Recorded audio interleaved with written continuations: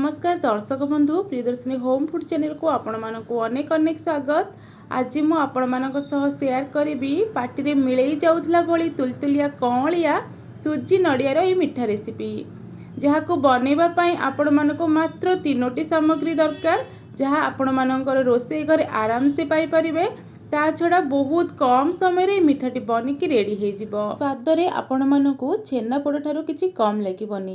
तो चलतु आज ये रेसिपी को स्टार्ट करबा। हाँ रेसिपी भल लगे वीडियो को लाइक करने बिल्कुल भी भूलें। आज ये मिठा रेसिपी आमको 3टी सामग्री दरकार। प्रथम सामग्री हूँ नड़िया। तो नड़िया को देखो मुझे पूरा गोटे नड़िया ही यूज करी। नड़िया को काटी नहीं आपण मैंने चाहिए नड़िया को कोरिकी यूज करें। तो प्रथमे ग्राइंडर जार एक कटा नड़िया को आम देदबा। जदि नड़ियाटा आपण मानकर कौलिया रोचे ताले आहरी मध्य भल। तो ये देखूँ अल्प टिके पानी देकी यार गोटे पेस्ट बनैकी नहीं आसवा। वीडियो रे मुझे जमती जहाँ बतौची आपण मैंने घरे से भाव में बनइबे देखिए पूरा परफेक्ट रहिबो।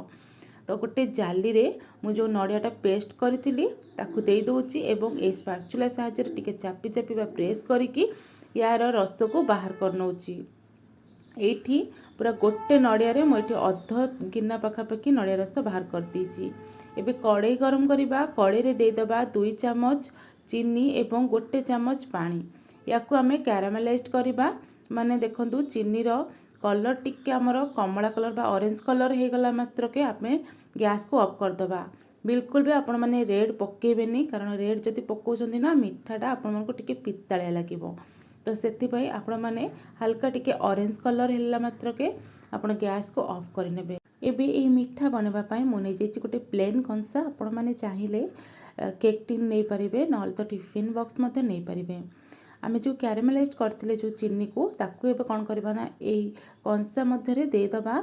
दे सारा पर चारिआड़ को आम स्प्रेड करनबा। ये प्रोसेसटा आपण मानक जल्दी करार अच्छी कारण चीनी सिराटा जब हार्ड हो ना से चारिआड़े लगभग कंसार चारिपट जाक चीनी सिरा लगिगला साइड रखी नबा। एबे आम कौन करबा ना गोटे कड़ाई गरम करके से आम आवश्यक अनुसार क्षीर देदबा। आपण मैंने क्षीर जगार मिल्क पाउडर यूज करें। तो क्षीर को हल्का टिके गरम होगापाई दबा। क्षीर गरम हो सारा पर एबे आम ए गोटे गिना पखापाखि सुजी दबा। आउ हाँ सदाबले मन रखिए जी आपण मैंने सुजी दौरान तार डबल आपण मैंने क्षीर कि पानी यूज करें। ताहले जाइए आपण मानकर मेजरमेंटा ना पूरा परफेक्ट आसो। मिठाटा मत बहुत बढ़िया से बनी पार। एबे गोटे हाथ में आपण मैंने सुजी ऐड करेंगे गोटे हाथ में गोलाउे जमती कि लम्स बा बिंडा बांधबनी गेटा रही। ये सब को भल भाव में आपण मैंने मिक्स कर सारापर अध गिना पखापाखि मुझे दे दूची चीनी माने जी सुजी देची ना तार अधा मु चीनी देची कारण आम यहाँ मिठा आइटम बनाऊे ना टिके मिठा रहिले भल लगी थाए। ये सब को भल भाव में एबे मिक्स कर चलवा। आपण मानक सुजीटा एमती लगातार मिक्स करार अच्छी जेपर्यंत सुजीटा आमर फिटी जाए। आपण मैंने घरे तो सुजी हलवा बनाऊे ना तो सुजी खीरी बनाऊे तो आपण मैंने निहाती जानीपारे। ये देखु सुजीटा आमर टिके बहलिया हो आसला। सुजीटा मत भल भाव में फिटी गला हो गला। एबे आम कौन करबा ना जो नड़ियार रस रखी ना से नड़िया रस को ए टाइम रे देदबा। आगरू आपण माने बिल्कुल भी देबेनी। सुजीटा आपण मानकर पूरा परफेक्ट भाव में हो सारिबो तापर लास्ट आपण माने नड़िया रस देबे जहाँ फल कि नड़ियार स्वादटा आपण माने मिठारे पाई परिबे। ए मिठार भल बास्ना एवं टेस्ट पाई मु दे दोची गोटे गुजरातर गुंड। ये सब को भल भाव में पुणी थे लगातार एमती मिसई चलवा लो फ्लेम रे। एबे सुजी देखि पारथिबे आग अपेक्षा बहलिया हो आसला। ये टाइम रे आम कौन करबा ना टिके स्वाद अनुसार लुण देदबा। मिठा आइटम रे ना जदि आपण माने लुण पकाउछंती मिठार टेस्ट आहरी भल आसी थाए। एबे पुणी थे ये सब को भल भाव में मिसई सारा पर तो आम एबे गैस ऑफ करदबा। ये सुजी और नड़ियार मिठा बनवाई आपण मैंने ये सुजीर कंसिस्टेंसी ये ही रखिए जमती घरे सुजी हलवा बनाते से भाव में। एपटे देखो आम जो कंसार चीनीर कैरामेलाइज करके ऐड करथिले ना सेटा पूरा एकदम बढ़िया से सेट नहीं जाइए हाथ में बिल्कुल भी लगुनि।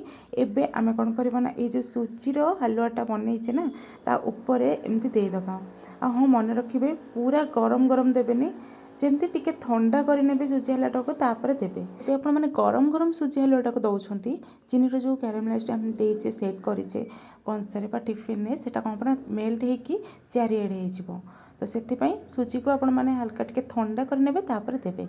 ଏବେ ଆମେ এই କଂସାଟାକୁ ଟିକେ ଟ୍ୟାପ୍ ଟ୍ୟାପ୍ କରିନେବା ବା ତଳେ ଟିକେ ବାଡ଼େଇ ନେବା ଯାହାଫଳରେ କି ଯେଉଁ ଏୟାର ବବଲ୍ସ ଥିବ ସେଟା ବାହାରି ଯିବ। ଏବେ ଆମେ ଏଇ ମିଠାଟିକୁ ବନେଇବା।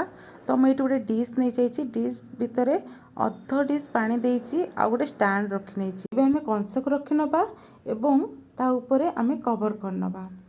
ଆଉ କଭରରେ ମନେ ରଖିବେ ଆପଣମାନେ ଏମିତି କଭର ଦେବେ ଯେଉଁଥିରେ କି ଟିକେ ହୋଲ୍ ଥିବ, ମାନେ ଗ୍ୟାସ୍ଟା ବାହାରକୁ ବାହାରୁଥିବ। ଏଇ ମିଠାଟି ଆପଣମାନଙ୍କର ପାଖାପାଖି 15-20 ମିନିଟ୍ରେ ବନିକି ରେଡ଼ି ହେଇଯିବ। ତ ମୁଁ ଲୋ ଫ୍ଲେମ୍ରେ ଆକୁ ପୁରା କନଷ୍ଟାଣ୍ଟଲି 20 ମିନିଟ୍ ବସେଇଥିଲି। ଆଉ ଦେଖନ୍ତୁ ସାଇଡ଼୍ ଗୁଡ଼ାକ ବଢ଼ିଆ ସେ ହେଇଯାଇଛି, ମଝିଟା ହାଲକା ଟିକେ ରହିଛି। ତ ଆଉ 5 ମିନିଟ୍ ଆକୁ ମୁଁ ହାଇ ଫ୍ଲେମ୍ରେ ବସେଇ ନେଉଛି। ମିଠାକୁ ବନେଇବା ପାଇଁ ମୋତେ 20ରୁ 25 ମିନିଟ୍ ବା ଅଧଘଣ୍ଟା ପାଖାପାଖି ଲାଗିଲା। ତ ମିଠାଟା ହେଇଗଲା ପରେ ମୁଁ ଆକୁ ବାହାର କରିକି 10 ମିନିଟ୍ ପାଖାପାଖି ଥଣ୍ଡା ହେବା ପାଇଁ ଛାଡ଼ି ନେଇଥିଲି। ଆକୁ ଆପଣମାନେ ଚାହିଁଲେ ଫ୍ରିଜ୍ରେ ମଧ୍ୟ ରଖିପାରିବେ। ମିଠାଟା ଭଲ ଭାବରେ ଥଣ୍ଡା ହେଇସାରିଲା ପରେ ଆମେ ପ୍ଲେଟ୍କୁ ବାହାର କରିନେବା। ଆପଣମାନେ ସାଇଡ଼୍ରେ ମଧ୍ୟ ଦେଖିପାରୁଥିବେ ଚିନିର ଯେଉଁ ସିରାଟା ଆମେ କ୍ୟାରାମେଲାଇଜ୍ କରି ଦେଇଥିଲେ ନା, ସେଟା ପୁରା ଉପରକୁ ପଳେଇ ଆସିଲାଣି, ମାନେ ସାଇଡ଼୍ ଗୁଡ଼ାକ ବି ବଢ଼ିଆ ସେ ଛାଡ଼ି ଯାଇଛି। ତ ଏବେ ଆମେ ଆକୁ ପ୍ଲେଟ୍କୁ କାଢ଼ି ନେବା। କଂସାର ବ୍ୟାକ୍ ସାଇଡ଼୍ରୁ ଆପଣମାନେ ଟିକେ ହାତରେ ବାଡ଼େଇ ନେବେ ଯେମିତିକି ଆପଣମାନଙ୍କର ଯେଉଁ ମିଠାଟା ନା ସେଟା ବଢ଼ିଆ ସେ ଆରାମସେ ବାହାରିଯିବ। ତ ଦେଖିପାରୁଛନ୍ତି ନା, ବିଲକୁଲ ବି ଭାଙ୍ଗିନି, କେତେ ପରଫେକ୍ଟ ଭାବରେ ଆମର ସୁଜି ନଡ଼ିଆର ମିଠାଟା ପ୍ଲେଟ୍କୁ ବାହାରି ଯାଇଛି। ଆଉ ଏବେ ମୁଁ ଆପଣମାନଙ୍କୁ ଆକୁ କାଟିକିନା ଦେଖାଉଛି। ଛୁରୀର କାଟିବାରୁ ଆପଣମାନେ ଜାଣିପାରୁଥିବେ ମିଠାଟି କେତେ କଅଁଳିଆ ହେଇଛି ଆଉ ଲୁକ୍ଟା କେତେ ବଢ଼ିଆ ହେଇଛି, ଏକଦମ ଛେନାପୋଡ଼ ଭଳିଆ। ତ ଆପଣମାନେ ଖାଇକି ହିଁ ବିଲକୁଲ ଜାଣିପାରିବେନି କି ଆମେ ସୁଜି ନଡ଼ିଆରେ ବନେଇଛେ। ଟେଷ୍ଟ ୱାଇଜ୍ ବହୁତ ବଢ଼ିଆ ଲାଗିବ। ଆପଣମାନେ ନିହାତି ଭାବରେ ଘରେ ଟ୍ରାଏ କରନ୍ତୁ। ଆଉ ଯଦି ଆପଣମାନଙ୍କୁ এই ରେସିପିଟା ଭଲ ଲାଗିଛି ଭିଡ଼ିଓକୁ ଲାଇକ୍ କରନ୍ତୁ। ଏମିତି ନୂଆ ନୂଆ ରେସିପି ଦେଖିବା ପାଇଁ ମୋ ଚ୍ୟାନେଲଟିକୁ ସବସ୍କ୍ରାଇବ୍ କରନ୍ତୁ। ତେବେ ରହୁଛି, ନମସ୍କାର। ଦେଖା ହେବ ପୁଣି ଗୋଟେ ନୂଆ ରେସିପି ସହିତ ନୂଆ ଏକ ଭିଡ଼ିଓରେ।